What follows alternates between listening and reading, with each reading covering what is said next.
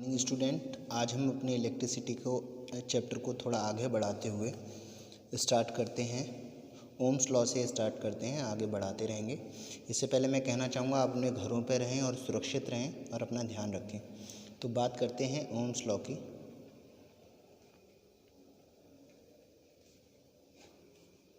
Ohm's law दिया किसने था? ओम्स लॉ दिया था जॉर्ज साइमन ओम ने। क्या कहा था इन्होंने अपने लॉ में? इन्होंने अपने लॉ में कहा था कि करंट जो होता है वो डायरेक्टली प्रोपोर्शनल होता है वोल्टेज के किसी एक कांस्टेंट टेम्परेचर पे। यहाँ पे हम प्रोपोर्शनैलिटी का साइन हटाएंगे तो एक कांस्टेंट लगाएंगे, जैसा कि हम फिजिक्स में करते ही हैं। यहाँ हमने प्रोपोर्शनैलिटी का साइन लगाया, जगह लगा दिया आर। यहाँ से अगर हम वैल्यू निकालें तो आर की वैल्यू जो आएगी वो आएगी V अपॉन आई। मतलब यहाँ से हम ये कह सकते हैं रेजिस्टेंस जो होता है वो पोटेंशियल डिफरेंस और करंट के रेशियो के बराबर होता है। यहाँ से हमें तीन फार्मूले बनते हैं जिन्हें याद रखने के लिए हम इस ट्रायंगल को बना रहे हैं। इसमें हम लिखेंगे V is equal to R I. यहाँ पे तीन फार्मूले कौन से हैं? पहला V is equal to R I, V is equal to R I हो गया। दूसरा R is equal to V upon I, दूसरा फार्मूला हो गया। तीसरा I is equal to V upon R. ये तीन फार्मूले हैं, तीनों ही इम्पॉर्टेंट हैं, आपको याद रखने। अब आइए इससे कुछ इम्पॉर्टेंट रिजल्ट मिलते हैं, हम लोग उन रिजल्ट्स को देख लेते हैं। ये है पोटेंशियल डिफरेंस। यहाँ पे अगर मैं पोटेंशियल डिफरेंस को बढ़ा दूँ और पोटेंशियल डिफरेंस मैं बढ़ा के डबल कर दूँ तो मेरा करंट भी डबल हो जाएगा, क्योंकि दोनों एक दूसरे के डायरेक्टली प्रोपोर्शनल हैं। ऐसे ही दूसरी जगह मैं देखूं तो अगर मैं रेजिस्टेंस को डबल करूं तो रेजिस्टेंस को भी मैं डबल करूं तो करंट जो है वो हाफ रह जाएगा। अब करंट हाफ इसलिए रह जाएगा क्योंकि करंट जो है वो इन्वर्सली प्रोपोर्शनल है रेजिस्टेंस से। अब हम बात करते हैं ओमिक कंडक्टर की। ओमिक कंडक्टर वो सारे कंडक्टर होते हैं जो ओम लॉ को फॉलो करते हैं। ओम लॉ को जो भी फॉलो करते हैं उनके बीच में जब भी हम ग्राफ बनाते हैं तो एक स्ट्रेट लाइन ग्राफ आती है। मान लीजिए ये मटेरियल 1 के लिए मैंने एक ग्राफ बनाया है, ये मटेरियल 2 के लिए मैंने एक ग्राफ बनाया। अब मैं पूछना चाहूँगा, ये बताइए कि इसमें रेजिस्टेंस किस मटेरियल की ज़्यादा है? तो आप देखेंगे कि एक लाइन खींचेंगे, यहाँ से खींच लीजिए, और ये यहाँ पे आप देख रहे हैं करंट की वैल्यू पहले के लिए ये है और वोल्टेज की वैल्यू इतनी सी है। वोल्टेज ये है और करंट ये है। मतलब वोल्टेज की अगर वैल्यू छोटी है तो हमने यहाँ रखी और करंट की वैल्यू यहाँ रखी। अब करंट की वैल्यू अगर छोटी है तो जाहिर सी बात है, करंट की वैल्यू बड़ी है तो छोटे नंबर से बड़े को माइनस डिवाइड करेंगे तो वैल्यू छोटे आने वाली है। यहाँ इधर वोल्टेज आपका इधर छोटा है और करंट आपका बड़ा है, तो आप यहाँ डिवाइड करेंगे तो रेजिस्टेंस की वैल्यू कैसी होने वाली है? छोटी होने वाली है। तो मैं रेजिस्टेंस 1 की बात करूँ तो रेजिस्टेंस 1 की वैल्यू जो है वो छोटी हो जाएगी। लेकिन यहाँ पे वोल्टेज देखिए मटेरियल 2 के लिए कितनी बड़ी है, तो ये वैल्यू बड़ी है और इसके नीचे डिवाइड करेंगे करंट से, सेम ही करंट है तो करंट छोटा है। तो यहाँ पे हम देख रहे हैं रेजिस्टेंस 1 जो है वो रेजिस्टेंस 2 से छोटा है। यहाँ पे हम कहेंगे कि मटेरियल 2 की रेजिस्टेंस जो है वो ज़्यादा है। अब बात करते हैं यूनिट की। रेजिस्टेंस की जो यूनिट होती है वो होती है ओम। अगर मैं डिफ़ाइन करूँ रेजिस्टेंस को तो मैं बोलूँगा ये प्रॉपर्टी होती है कंडक्टर की, प्रॉपर्टी ऑफ कंडक्टर, जिसके कारण बाय वर्च्यू ऑफ विच क्या करता है? करंट को रोकता है। Oppose the flow of current, oppose the flow of current, flow of current. Unit की बात हो गई, यूनिट इसकी ओम होती है। ओम को शो कैसे करते हैं? ओम को इस तरीके से शो करते हैं। यहाँ पे डेफिनेशन पूछ लेता है 1 ओम डिफ़ाइन करो कि 1 ओम क्या है। तो 1 ओम को हम डिफ़ाइन करेंगे जब किसी 1 ओम का रेजिस्टेंस तब होगा जब पोटेंशियल डिफरेंस जो हो वो 1 वोल्ट की हो और करंट भी 1 एम्पियर का हो। मतलब किसी सर्किट में 1 एम्पियर का करंट फ्लो हो रहा हो और पोटेंशियल डिफरेंस 1 वोल्ट हो, तो हम ये कह सकते हैं उसमें रेजिस्टेंस 1 ओम है। लिखेंगे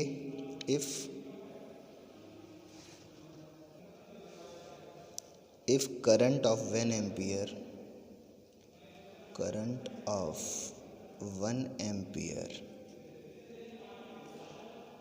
फ्लो थ्रू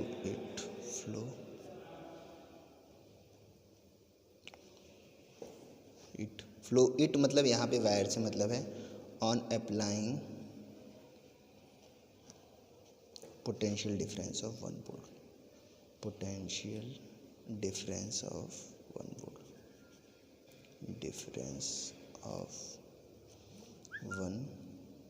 वोल्ट,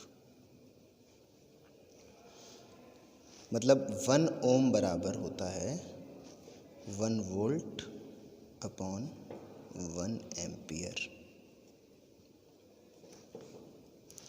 अब वो उन कारणों के बारे में पढ़ लेते हैं जो इफ़ेक्ट करते हैं। तो फैक्टर अफेक्ट रेजिस्टेंस, वो सारे फैक्टर जो रेजिस्टेंस को अफेक्ट करते हैं वो कौन कौन से हो सकते हैं। सबसे पहला रीज़न पढ़ेंगे लेंथ। जैसे जैसे वायर की लेंथ बढ़ेगी वैसे वैसे रेजिस्टेंस बढ़ेगा। तो रेजिस्टेंस जो होती है वो डायरेक्टली प्रोपोर्शनल होती है लेंथ के। दूसरा एरिया ऑफ क्रॉस सेक्शन, जैसे जैसे एरिया ऑफ क्रॉस सेक्शन बढ़ेगा रेजिस्टेंस घटेगा। तो रेजिस्टेंस जो होता है वो इन्वर्सली प्रोपोर्शनल होता है एरिया ऑफ क्रॉस सेक्शन के। तीसरी रीज़न होता है इसका टेम्परेचर, जैसे जैसे टेम्परेचर बढ़ता है वैसे वैसे रेजिस्टेंस भी बढ़ता है। चौथी चीज़ होती है नेचर ऑफ मटेरियल। ये 4 चीज़ें जो होती हैं इन पे करंट रेजिस्टेंस डिपेंड करता है कि रेजिस्टेंस का क्या होगा। ऊपर की इक्वेशन इसको 1 और इसको 2 देख के मैं अगर इन्हें मिक्सअप करके लिखूं तो मैं इससे लिख सकता हूं R is directly proportional to L upon A। यहाँ मैं प्रोपोर्शनैलिटी का साइन हटाऊंगा तो R is equal to rho L upon A लिख सकता हूँ। यहाँ जो मैंने प्रोपोर्शनैलिटी का कांस्टेंट रो लगाया है ये रेजिस्टिविटी कहलाती है, ये कहलाती है रेजिस्टिविटी। यहाँ से मैं रो की वैल्यू अगर निकालूँ तो क्या आएगी, rho is equal to R into A upon L। अगर मैं कहूँ कि मैं एरिया ऑफ क्रॉस सेक्शन को भी 1 रख दूँ और लेंथ को भी 1 रख दूँ तो रो और रेजिस्टिविटी दोनों बराबर होते हैं। यहाँ पे हम ये कह सकते हैं the resistance offered by a wire of unit length, unit मतलब 1, and unit area of cross section,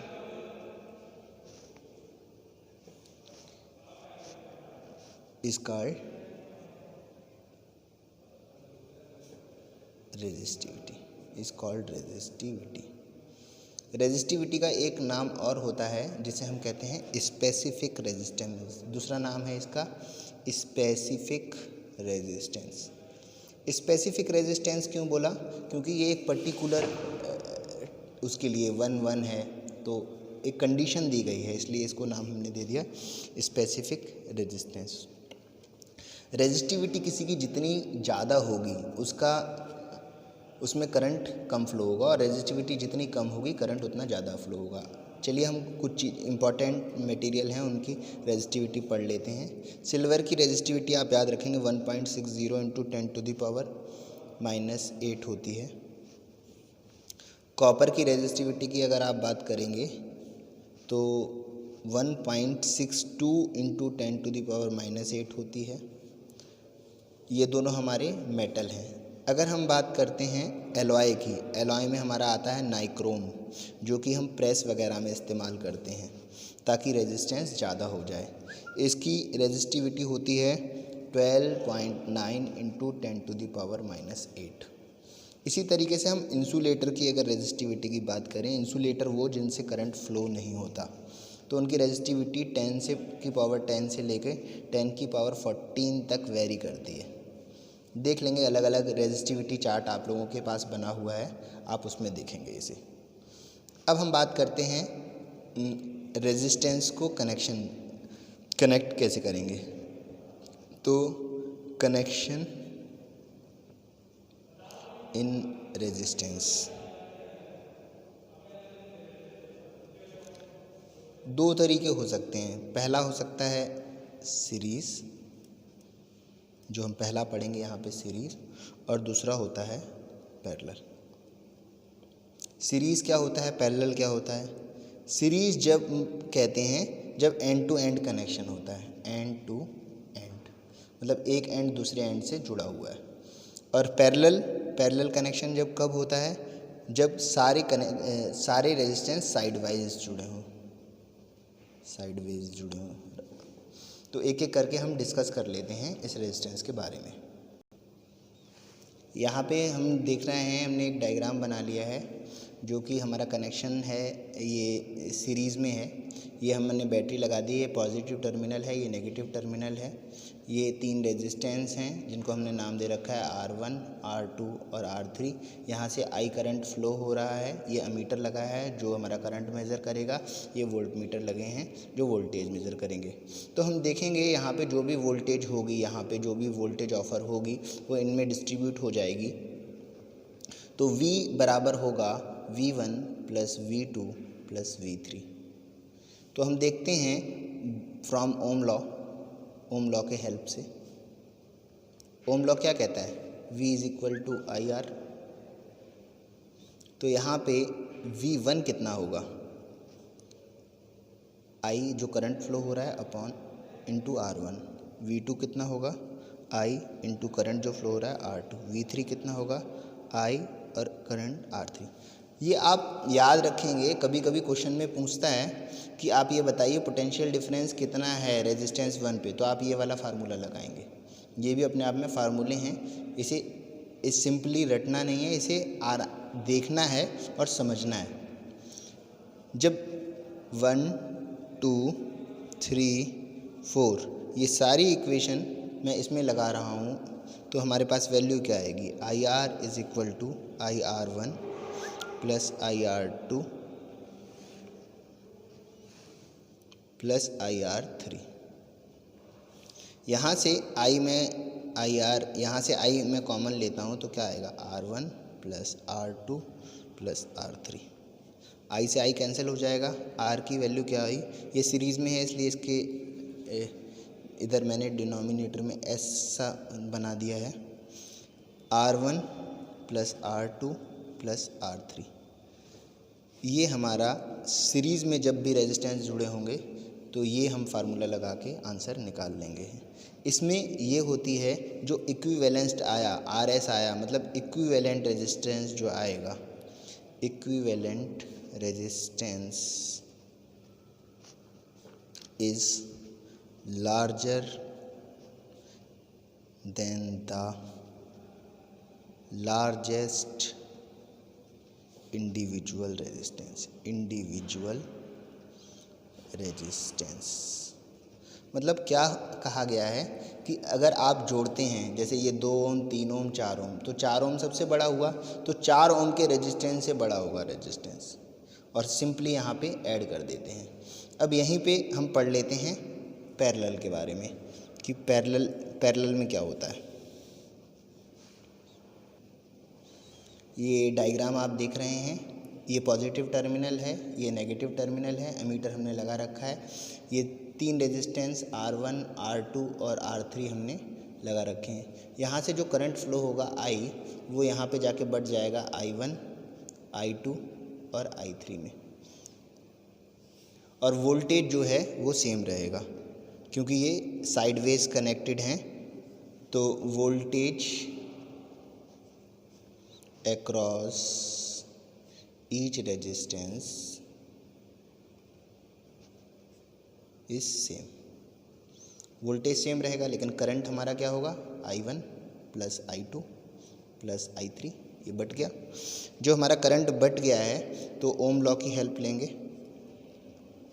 Om law से I इज इक्वल टू क्या आता है, V अपॉन R।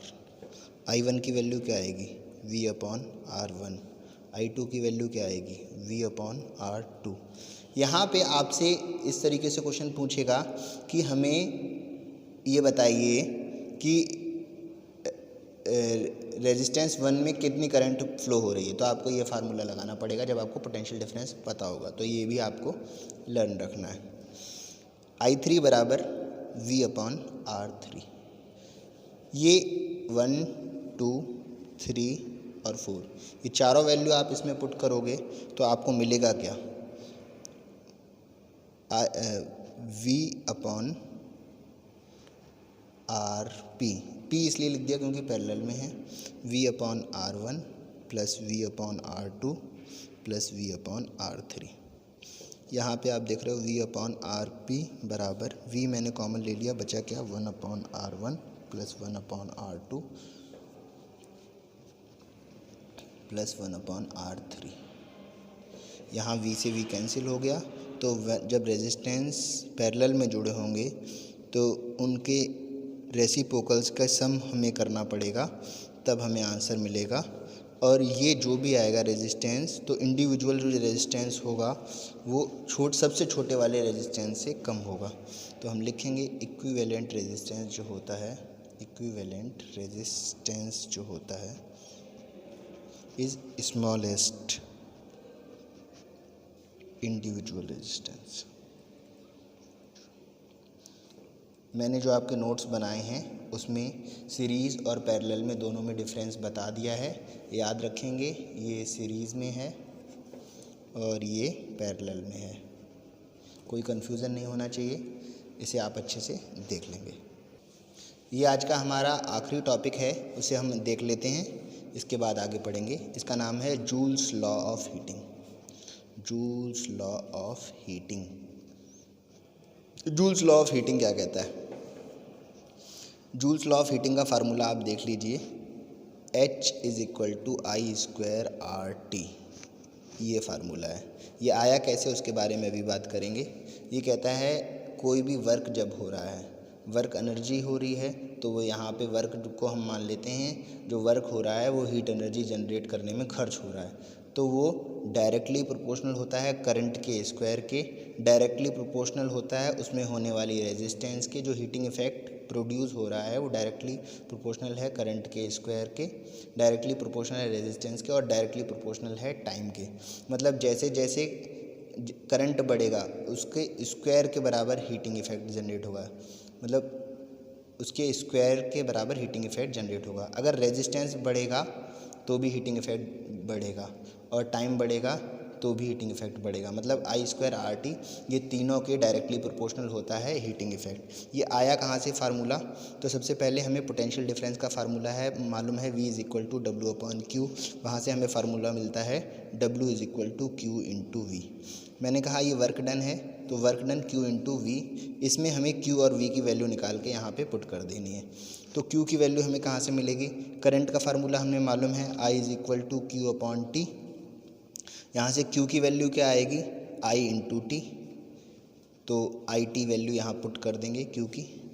और एक फार्मूला जो ओम लॉ में हमने पढ़ा था, R is equal to V upon I, यहाँ से V की वैल्यू क्या आएगी? I R। तो यहाँ से ये वैल्यू हम पुट कर देंगे V में। वैल्यू पुट करते हैं, क्या आती है? I T इंटू Q की जगह IT लिखा है मैंने, और V की जगह मैंने लिखा है IR। जब मैंने इसे सॉल्व किया तो क्या आया? I square I into I square RT। जो ये फार्मूला बना है वो यहाँ से बना है हीटिंग इफेक्ट का। बाकी नोट्स में बात होगी। आज के लिए इतना ही। Thank you.